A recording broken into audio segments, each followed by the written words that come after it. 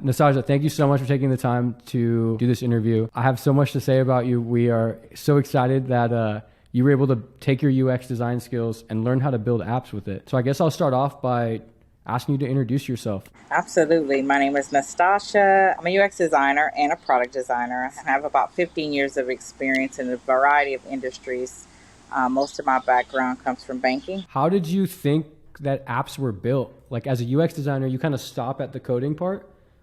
What did you imagine building an app to be like? So I'm a kind of a nerd. I love technology, and I took a few classes in college, right out of high school. Everywhere I worked, I was always like the creative person. I love design and all things design. So, do you know how to code? I mean, a little. Like, I have a good understanding. I'm not like if you tell me code this, I got to figure it out. I got to read some stuff. I got to go back, but I can figure it out. So when you heard about us saying that, like, oh, you can build an app in 3 weeks without writing code, like, were you skeptical? Like, what did you think the app was going to be like?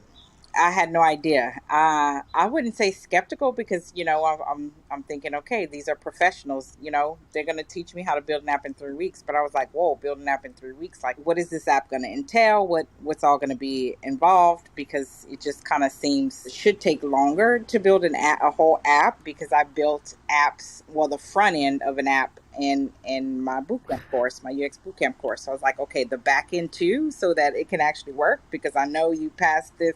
Like as a UX designer, I would then pass all my front end work to the back end, to get developed on the back end. So I was like, wow, this is cool. But I had no idea, but I trusted the process, So the thing is like you were using Flutter Flow to build the app, and like Flutter Flow is way different than every other no code tool because you are actually writing code. It's not just like Glide or Squarespace where you're just dragging and putting stuff on a page. Like Flutter Flow, when you drag something on a page, you actually wrote a block of code.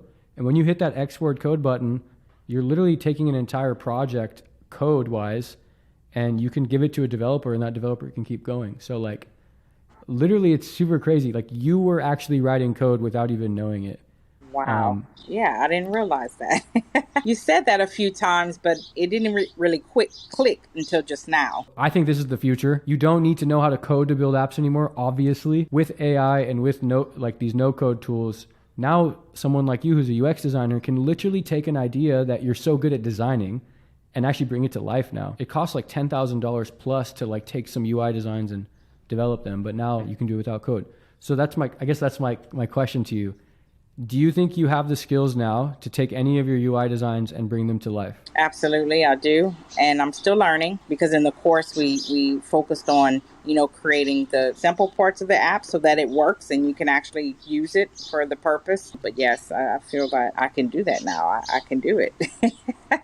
Tell us about the app that you're working on. Absolutely. I am working on a community app for single parents. I'm very excited about this. Single parents that I know are very excited about it. And what I'm most excited about is just, this app was created for community, but an inclusive community, because there's also single dads. To create this app for a purpose to bring single parents together so that they don't feel left out or alone is very important to me, and I'm excited about it. And to that point, like the inclusion is a huge thing here at Ambitious Labs. Like as you can see, 70% of our cohort were people of color, people from underrepresented backgrounds. You hear it all the time. Like it's the people with the chip on their shoulder that end up having the success stories that look like overnight successes, but really they're the ones that were overlooked their whole lives, and someone gave them a chance. Absolutely. So the way I like to think of it is like we literally went out, and everybody in our community, in our cohort, I like to think of it as like the kid who's at the baseball park, 10 years old, throwing 70-mile-per-hour fastballs. Nobody knows he's there, but then the right person comes across him and then drafts him into the minor leagues, That's how I feel.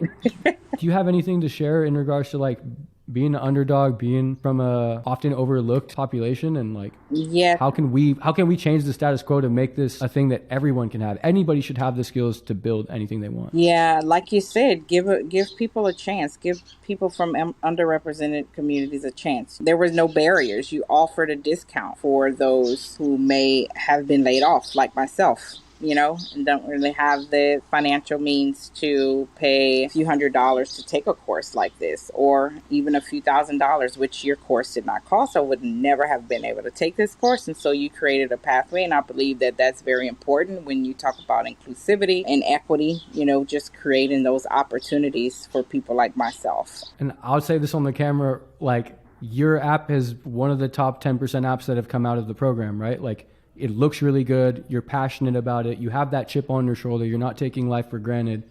And so, like, us putting that bet on you, now hopefully we gave you the skills to go pay that back, 20x. The underdogs are the ones who will put in that extra work. And I think you're a prime example of that.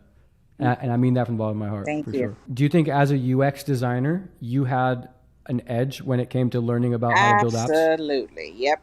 As a UX designer, I feel that I was so excited to design the front end and then also learn the back end. But, I love the visual design aspect of the UX design. And then I had already kicked off my user research because, I had an idea. And so I was able to kind of jump right into it. Yeah. That's awesome, Nastasia.